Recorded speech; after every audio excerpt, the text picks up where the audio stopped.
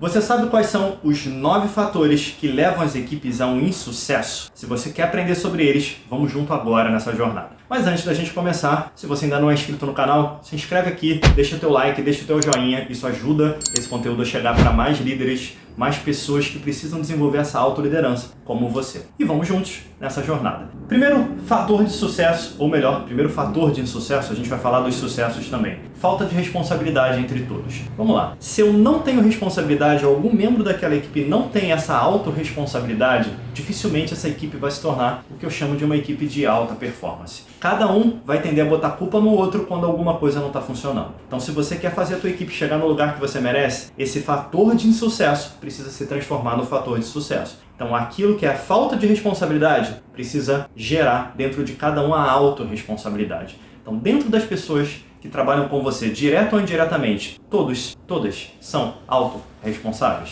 Porque se eles não são autorresponsáveis, a gente vai ter um desafio em cima disso e você vai precisar trabalhar em cima disso. Porque na hora que apertar, na hora que acontecer um erro, esse erro vai fazer as pessoas entrarem em conflito se elas não assumirem cada um a sua parte. Segundo fator de insucesso na equipe é falta de recurso. Às vezes, eu estou planejado para chegar num determinado lugar, está todo mundo junto ali, mas eu não tenho os recursos que eu preciso para chegar lá. E esses recursos podem ser materiais, podem ser tempo, pode ser financeiro, vai depender do que está acontecendo no teu projeto. Exemplo, você pode ter um ótimo desafio, um ponto-chave para você desenvolver na tua equipe, mas de repente você não consegue fazer isso acontecer agora, porque você não tem recurso para isso. Você não tem pessoas suficientes para fazer isso acontecer. A tua equipe está mais reduzida e você precisa escolher uma prioridade. Por mais que você tenha duas coisas que são fundamentais de serem feitas na equipe, você não tem braço, você não tem tempo suficiente de cada membro da equipe para fazer isso acontecer. Então, quando isso acontecer, transforma isso num fator de sucesso. Como é que você faz isso? Gera prioridade. O que vem em primeiro lugar em cima disso e usa a tua criatividade para gerar mais recurso, para gerar mais produtividade em cima da tua equipe. Sempre olhando o equilíbrio do fator humano. Uma pessoa sobrecarregada é uma pessoa que produz menos. Então você precisa sempre equilibrar essa balança para chegar no lugar que você quer. Terceiro fator de insucesso é a falta de liderança. Se uma equipe não tem um líder firme e ao mesmo tempo atencioso, carinhoso, um líder que chegue junto, que dê feedback na alegria e na tristeza, que junte o melhor de cada um, dificilmente essa equipe vai desenvolver as habilidades que ela precisa. Quando essa equipe tem uma liderança boa, uma liderança de qualidade, esse líder normalmente vai trabalhar para que cada membro da equipe se torne autossuficiente, se torne autogerenciável. Uma equipe de alta performance precisa que todos os seus membros sejam autogerenciáveis. Se eles não forem autogerenciáveis, tem algum ponto de errado no meio disso tudo. E aí a pergunta é para você, meu caro líder, minha cara líder. Você está tendo pulso e ao mesmo tempo proximidade, influência dentro da tua equipe para ajudar todos os membros a serem autossuficientes? Lembrando que se você é um empreendedor, se você é uma empreendedora, às vezes você não tem funcionários contratados, você tem parceiros, vai funcionar da mesma maneira. Você vai precisar gerenciar esse ambiente da mesma maneira para você chegar no resultado que você quer. O quarto fator de insucesso nas equipes é a falta de planejamento. Nós vamos nos juntar aqui, vamos todo mundo. Cada um vai fazendo aquilo que é melhor. Vamos direto para aquele objetivo. Qual é o passo a passo? Cadê o início, meio e fim dessa jornada? Cadê os indicadores? Cadê os KPIs? Todos os passos que eu dou, eu preciso ter métrica para aquilo. Eu preciso ter KPIs, indicadores,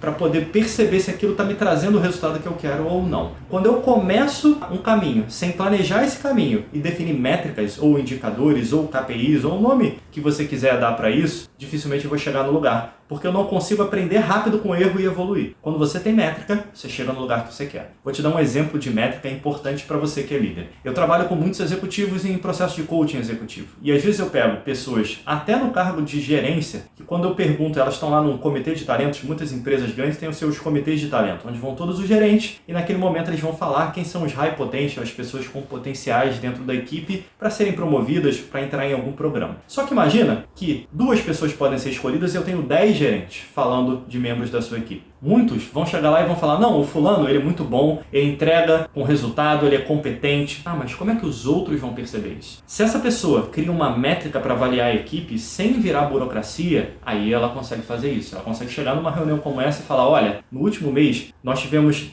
fulano de tal teve 100 atividades. Dessas 100 atividades, 90% foram de alta complexidade. E essas 90%, o prazo definido foi o prazo acordado e 50% das vezes fulano conseguiu entregar até antes do prazo. Dessas 100 atividades, apenas uma delas gerou retrabalho e teve que voltar para sofrer ajuste. As outras 99 passaram com excelência em cima disso. Fulano também é o que tem o melhor feedback entre a equipe de proatividade e de trabalho em equipe no feedback que a gente faz 360 graus. Então, por exemplo, se tem algumas métricas que fica muito mais fácil você provar que um colaborador teu merece, por exemplo, entrar lá naquele comitê de talento e passar para o seu próximo nível. Quinto fator de insucesso que a gente precisa ter claro: falta de treinamento. Não dá para ser bom em matemática se eu não estudo matemática. Não dá para ser bom em liderança se eu não estudo liderança, se eu não pratico liderança. Não dá para ser bom em comunicação, relacionamento, negociação se eu não estudo e se eu não pratico isso. Então, para fazer a sua equipe ser uma equipe de alta performance, você precisa dar treinamento contínuo para todos os membros. Se você tem parceiros, da mesma maneira, você precisa gerar esse treinamento contínuo para todos os membros. Por exemplo, muitas pessoas que trabalham comigo, muitas vezes eu abro para elas fazerem os treinamentos que eu dou, para que elas estejam na mesma mindset, na mesma linha de pensamento aqui, organizado, entendam a minha linguagem, entendam a minha forma de atuar. E conforme essas pessoas vão se destacando, a gente vai fazendo um grupo maior, esse grupo vai crescendo e fica mais fácil a linguagem, porque está todo mundo sendo treinado o tempo inteiro. Então, hoje em dia, no mundo veloz, incerto, do jeito que a gente vive, se você não treinar constantemente a tua equipe, você vai ter um fator de insucesso que você vai ter que corrigir em algum momento. E qual é o nosso sexto fator de insucesso? Falta de apoio a uma cultura de equipe. Então vamos lá. Se você representa uma empresa, essa empresa tem uma cultura. Essa cultura tem uma estrutura de valores que responde por ela. A tua equipe também vai ter uma cultura que precisa estar alinhada com isso. Se esse alinhamento não acontecer para você ter o resultado final, dificilmente você vai chegar no lugar que você precisa chegar. Por que isso vai acontecer? Simples. Se a tua equipe, por exemplo, vai para um caminho diferente da cultura empresarial, isso vai gerar conflito aqui. Então, você precisa estar alinhado culturalmente para chegar lá. Da mesma maneira, a cultura da empresa precisa sustentar a cultura dessa equipe, dar forças, principalmente nos momentos de dificuldade. Se isso não acontecer, você não chega no resultado. Eu lembro, mais ou menos uns 10, 12 anos atrás, eu estava numa reunião, a gente estava refazendo um planejamento, refazendo missão, visão, valores de uma empresa. Uma empresa de pequeno, médio porte, indo para médio porte. O dono da empresa, o dono principal da empresa, estava querendo refazer a estrutura de valores. E aí eu estou ouvindo todo mundo lá conversando, tinha uma outra consultora lá comigo ajudando nesse processo, ela estava conduzindo nesse momento e definiram coisas lindas. Quando eles acabaram de definir, eu só fiz uma pergunta para o dono, sinceramente. Eu olhei nos olhos dele e perguntei: você é um exemplo disso que você está pedindo? Está escrito aqui? Você consegue hoje fazer isso que você botou no papel? E aí ele deu aquela risada para mim e falou: não, nem tudo, eu ainda estou em coisas que eu estou implementando na minha vida. Então eu virei para ele e falei: o que você acha de, nesse momento, colocar como cultura da sua empresa aquilo que você consegue entregar? Porque todo mundo vai olhar para você. E se o seu comportamento não estiver batendo com aquilo que você prega, o que você acha que vai ser o resultado disso? Assim que você evoluir nisso, você volta aqui, troca, ajuste. Essa cultura pode estar sempre evoluindo, mas quem segue ela precisa ser exemplo daquilo que foi criado. E aí, você está pronto para isso? Mesma coisa na tua equipe. Você é um exemplo da cultura que você gera na tua equipe? Se você não for, dificilmente você vai contagiar toda a equipe para chegar no mesmo lugar. Sétimo fator,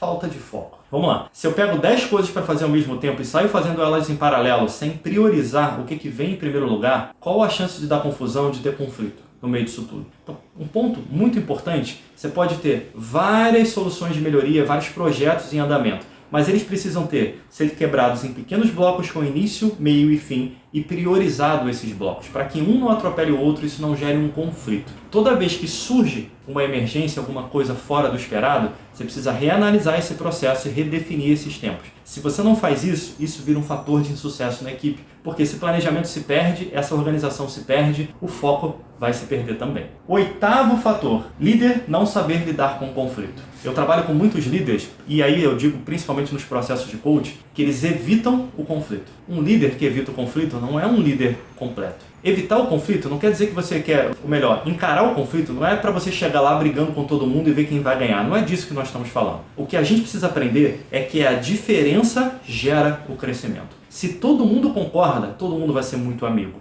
mas dificilmente a gente vai ter um resultado de alto padrão. Eu preciso ter discordância, só que essa discordância não pode virar desrespeito. Quando eu tenho discordâncias sem ter desrespeito, aí sim, a gente encontra o ponto de interseção ou os pontos de interseção, e nesse lugar de interseção é o lugar que nós vamos trabalhar. Aí sim, eu estou pegando ideias diferentes, encontrando as interseções dela e colocando elas em prática. Assim eu chego no lugar que eu quero, assim a minha equipe se torna uma equipe de alta performance. E por último, para a gente fechar esse bloco aqui, falta de tempo para esclarecer propósitos e objetivos. Aí, lembra da cultura organizacional que a gente tem? Essa cultura organizacional da tua equipe, da tua empresa, das pessoas, dos teus parceiros, se não tiver um propósito e os objetivos forem muito claros dentro desse propósito, você pode se perder dentro desse cenário. No meu exemplo aqui, muitas vezes eu tenho várias linhas de trabalho, eu tenho vários produtos criados, eu tenho muitos parceiros que trabalham comigo, várias pessoas que trabalham em projetos diferentes. Se todos eles não estiverem alinhados com a cultura, e aí nesse caso, qual é a cultura? É a cultura do Marcelo aqui, que começou esse negócio todo. O Marcelo aqui tem um propósito, tem um conjunto de cultura e de valores. Dentro disso aqui, desemboca um propósito, o meu propósito para fazer o que eu faço hoje. Aquele propósito se quebra em vários objetivos. E todos esses trabalhos de parceria precisam atender isso em harmonia, sem gerar conflito dentro desses valores, dentro dessa estrutura. Senão, eu mesmo não vou conseguir dar o meu melhor. E as pessoas que estão ali precisam estar alinhadas com aquilo. Então, normalmente, quando chegam pessoas novas para um projeto, uma das primeiras coisas que eu vou validar é: aqui a gente trabalha com esse princípio, com esse pensamento. Tá legal para você? Isso aqui faz sentido para você? O que você quer aqui dentro dessa equipe? E aí a gente vai encontrar uma forma de encontrar essa interseção entre o que eu quero, o que a equipe quer, o que a empresa precisa, o que o produto precisa para alcançar. Quando eu encontro essas interseções, aquilo que poderia ser um fator de insucesso se torna um fator de sucesso. Seu desafio desse vídeo. Eu falei de 9 fatores de insucesso. Em vários deles, eu já te dei a pista de como você pode transformar ele num fator de sucesso. Para você sair desse vídeo, eu te deixo um desafio. Faz um plano de ação, pegando esses 9 fatores de insucesso e transformando ele em fatores de sucesso. E para cada um desses fatores, você vai definir semanalmente, ou pelo menos mensalmente, dependendo da tua agenda, pelo menos uma ação para transformar esse fator num fator realmente de sucesso. E aí, topa esse desafio? Temos um comprometimento? Lembra, eu só me torno um líder de excelência se eu me desenvolver diariamente. Eu só me torno bom naquilo que eu pratico com excelência, com aquilo que eu pratico horas e horas. Se você quer ser bom em liderança, se você quer